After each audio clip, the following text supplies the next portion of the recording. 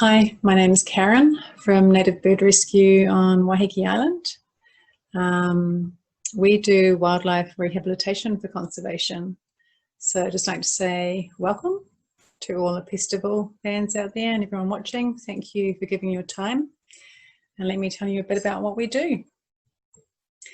First of all, a lot of people ask, what is wildlife rehabilitation? And sometimes I get called like the bird lady. And I have to be honest and say it's not my favourite name. So back in the old days, I'm really talking like 10, 20 years ago, bird rescue was your classic bird lady. So we're long past the days, where it's jelly meat, a tin of jelly meat and all woolly hat and birds everywhere in chaos. So nowadays, what we actually have is wildlife rehabilitation. Now, gosh, it was 4 years ago, I got the idea of starting Native Bird Rescue. And actually it all started with Forest and Bird and being dragged in as a volunteer. So we were doing predator control. We had kaka nesting on Waiheke that we knew about for the first time. So we put this ring of fire around them and I got dragged in to go and do nest monitoring, which is like you're going to sit there for an hour, you watch a parent kaka come in and then you watch them fly out. And we just wanted to make sure we protected that nest and brought that wildlife back to our environment here. Now, when kaka fletch, what happens is they're on the ground for 2 weeks. I was a nervous wreck. I would go there and go, oh my God, these kaka are amazing. It was just so incredible. But I kept thinking, what if something happens to them? What if there's a cat or a dog or, And that's when I started to think about what happens to our injured wildlife. And it was actually shortly after that I got invited on a Wild Bird Rescue 101 course. And that day changed my life. And that was the beginning. That was where we started. Now I'll tell you a bit about the species we treat. Right at the very beginning, what I decided to do was native birds only. When I was on the course, I said, I'm going to start practicing with blackbirds, thrushes, and all the non-natives. And then one day I'm going to get my DOC permit. And my aim is just rehabilitation for conservation. But they explained to me, do you know what happens right now? All of those native birds, they go to the vets and they get euthanized. Get your DOC permit now and start how you want to go on. So that was the beginning. And yeah, straight away I met Brian Gartrell, our avian wildlife vet. And together we, sourced a DOC permit, went through all the ups and downs, built aviaries, built critical care units. And yeah, that was 4 years ago. So to work with wildlife, and that's any of our native or endemic birds that are fully protected, you have to apply for and go through quite a lot of, meet a lot of requirements to get your DOC permit. So this is our permit number, we're CAP 49977. One of the things that we started right at the very beginning, we realised on Waiheke, our land area is the size of Auckland, but we've got a really small population and we've got a lot of environment with wildlife. So most people don't want to go out, they don't want to climb around the rocks to rescue a shag or a penguin, they don't want to go down to the bush to rescue a kiriru. So from the very start, we offered a wildlife rescue response service, so 24/7. Nowadays, we have an electric rescue vehicle, which goes along with our ecological beliefs, which is to tread lightly on our planet. And we're unique. I don't know of any other rehab service that offers that. Okay, so the whole process, what happens, we go on a rescue or someone brings a bird into us. So we have to examine the bird.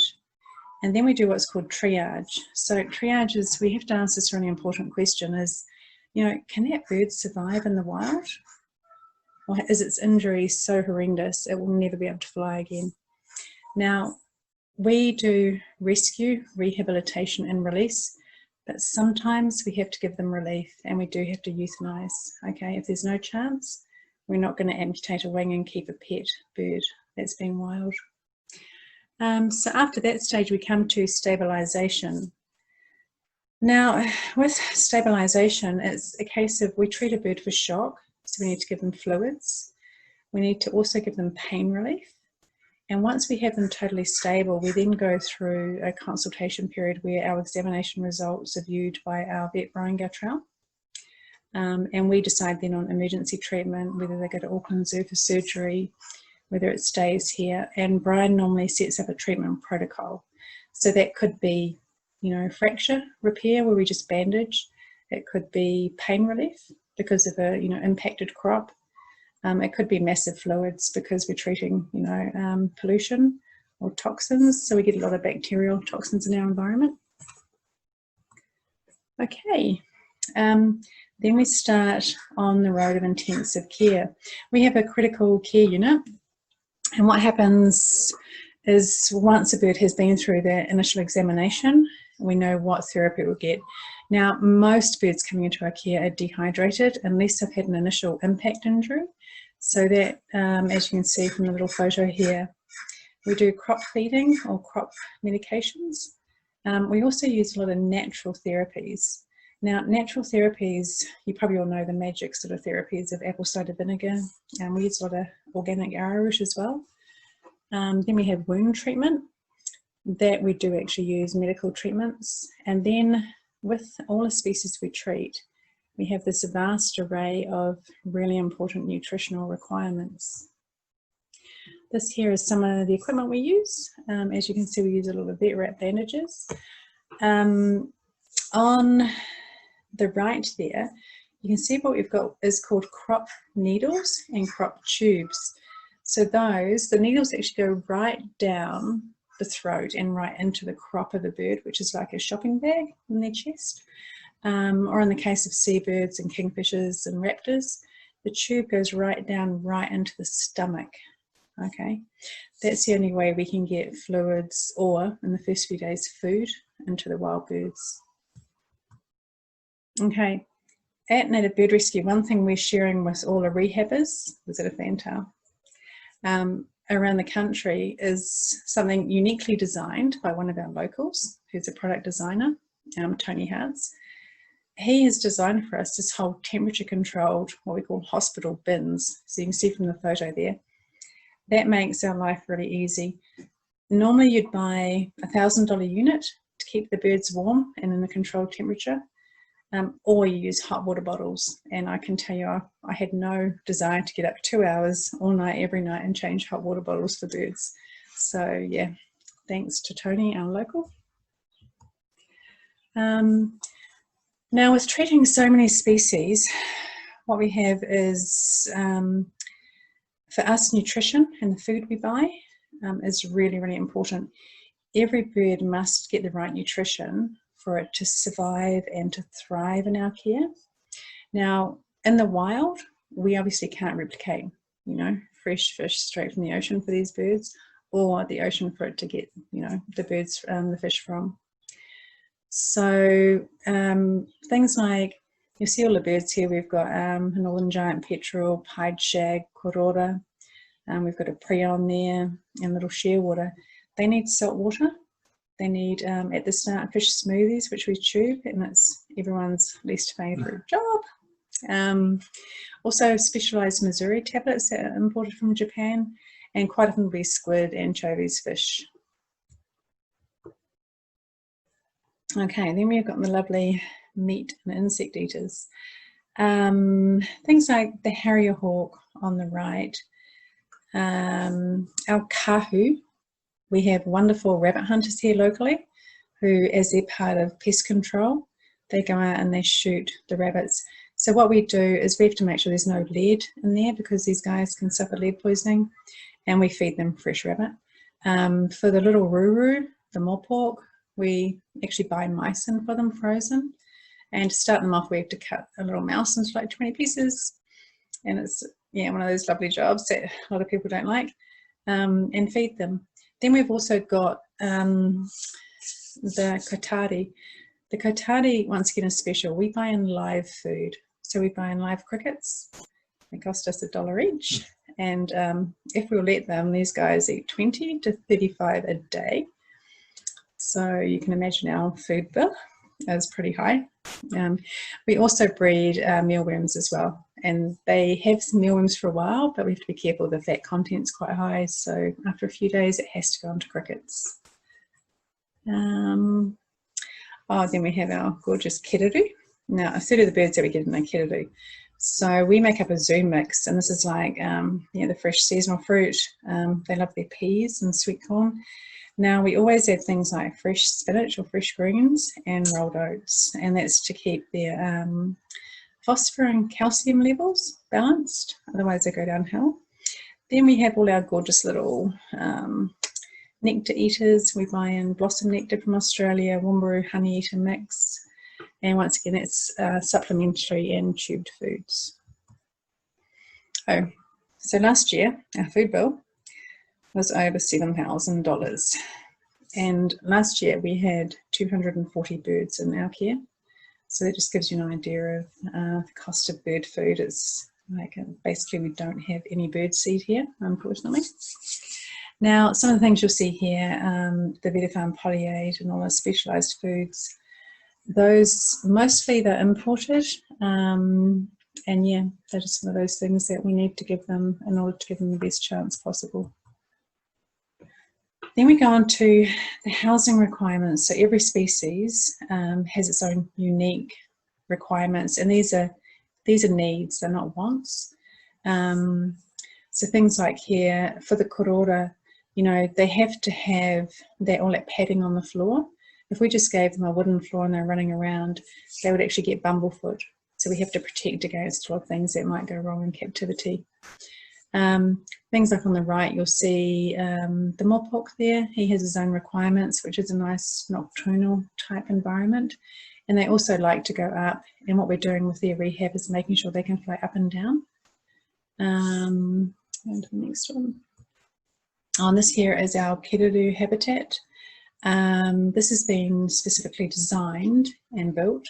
So you can probably see the poles at the bottom, they're all predator proofed. We don't want any stoats or rats to go and disturb our kiriru. Now inside we also have tree lucerne and live food for the kiriru.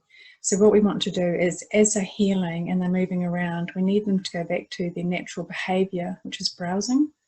Rather than a bowl that we give them of food, we want them to start eating tree lucerne leaves and browse before release.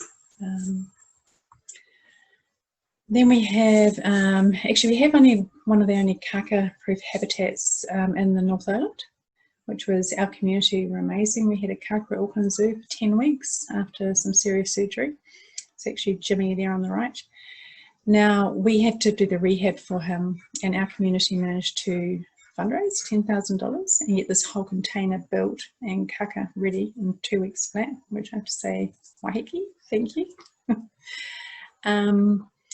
We also have a seabird habitat. Now that's for our shags, our little blue penguins, the gulls, gannets, shearwaters, petrels, freon. Now all of those birds, and each and every one, require different habitats within just the seabird species. So what we do is we have big changes. We have one environment which we pretty much sterilise and clean in between species, and then we have to reset the whole thing up. So, you know, we might have big high things for the pied shags, the karuhiri. We might have all low down, but also climbing frames for the korora, the penguins.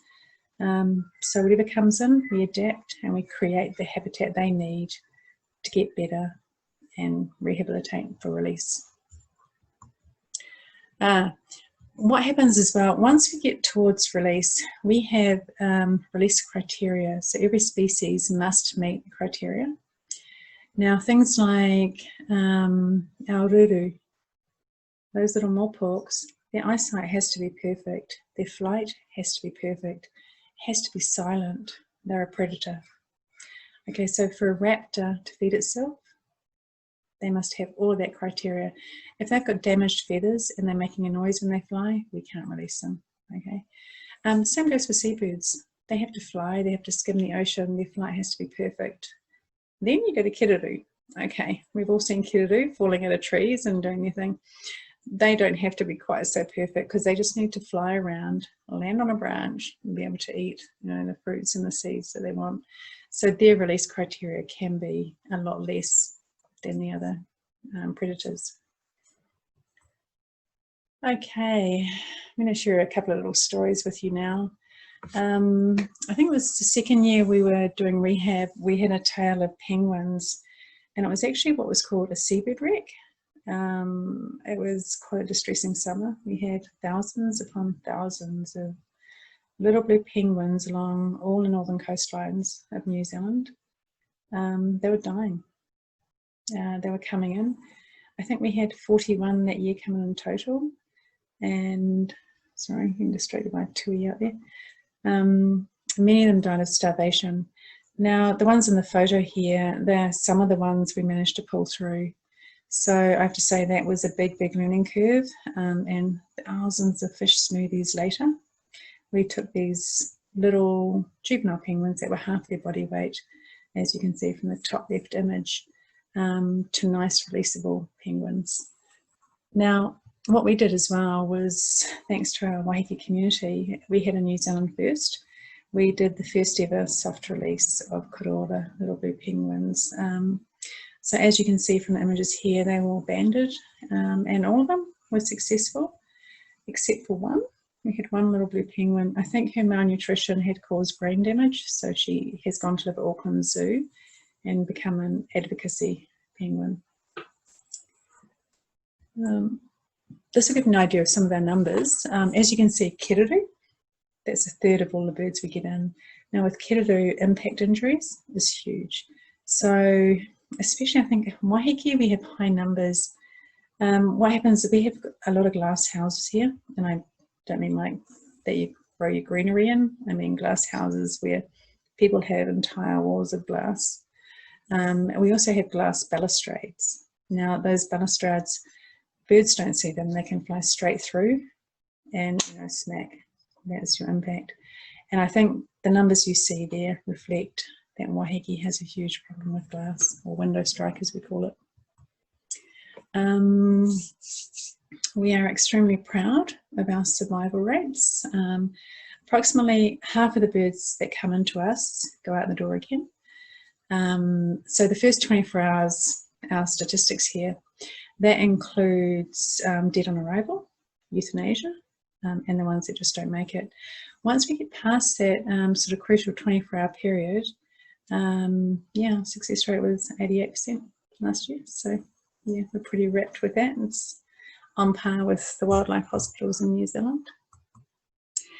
Now, part of our success is our support network. So we're in a group called RENZ, it's a Wildlife Rehabilitators Network of New Zealand. Through RENZ, we talk to other wildlife rehabbers all around the country. So things like, one person I talk to a lot is Nick Herring at Project Kiriru in Dunedin, and she is an amazing stoat and rat trapper beyond comprehension. She, I think, traps more than I think we have here in Waiheke and around her aviaries. Then we've got Wild Base, Massey University. The Auckland Zoo Veterinary Hospital, they work really closely with us. They're great. If we have any bird that needs surgery, we can get that bird to them and they will make assessments and also carry out the surgery. Then the bird comes back to us for rehab. And then our funders. So none of this is possible without the funding. So Foundation North, we just have the deepest gratitude. They have given us a huge amount of funding. Department of Conservation, Auckland Airport has actually sponsored our electric vehicle. Forest and Bird sponsored our kiriru habitats and other projects that we have around here. Waiheke Local Board and Auckland Council. And then there's also, the most important thing of all of this, our Waiheke community. Without our community giving what they do and supporting us, yeah, we wouldn't be able to do what we do here. Now, this is a question I get all the time. Like, why do you do this? I say I don't like to be called the bird lady or the crazy bird lady, but I do understand where that comes from.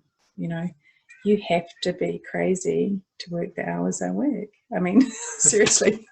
In the summer, I work 12, 14 or more hours every day, 7 days a week. That's pretty crazy. Now, I do it for the environment. All of our trustees are the same. We do it for our environment. So we do rehabilitation for conservation. part of what we do, we really believe that if we take an individual bird and we rescue it and we rehabilitate it and we release it, we're teaching our community to really care about every bird in their backyard. And if they connect, like this program we run, Community Wildlife Connections Program, is to connect our community to their environment. So if we return a kiriru to your backyard, you know, you will start to care, you will start to do, hopefully, predator control, pest animal management, plant trees. That is our whole aim of doing this, is that connection. And I do believe if we don't have hospitals or clinics looking after our wildlife, you know, then we're not going to see the bigger picture if we can't put all those little pieces together. Yeah, so a little bit about what we do is rescue, rehabilitation, release. Now, we also do research, so we gather data, and we're just about to start doing banding, so we can do some research on the outcomes of rehabilitation. Education is really important to us, and advocacy for our wildlife. And that's native bird rescue. Now, I'm just going to share at the very end a little story about a magical moment I had, and this is to say thank you to everybody out there doing pest animal management. So all of you that are trapping stoats, that are doing either rat trapping or rat baiting. There was one day I went to release, we'd been a whole nest of kingfishers, okay, and I went back and took, only 2 of them survived, but I went and released them. And I was actually lying on the ground and I was like going, oh, this is amazing. 2 kingfishers are up there. The parents had come back and they're going, are you really our little babies? And while I was lying there, this woman came along and she was doing all the rat bait stations and renewing the bait. And I was like, okay, she went again. And then I thought, this kiriru, it's like flying backwards and forwards. Like, what was it doing? And then I looked over in the tree next to where I'd released the kingfishers. There was a kiriru feeding its baby. And I was like, oh, wow. You know, I had never ever seen that in the wild before. And to me, that's what everyone is doing. If you're controlling the rats, eradicating the stoats, that's what you're giving us, is that beauty, our environment and our ecology. Thank you, everyone, for listening.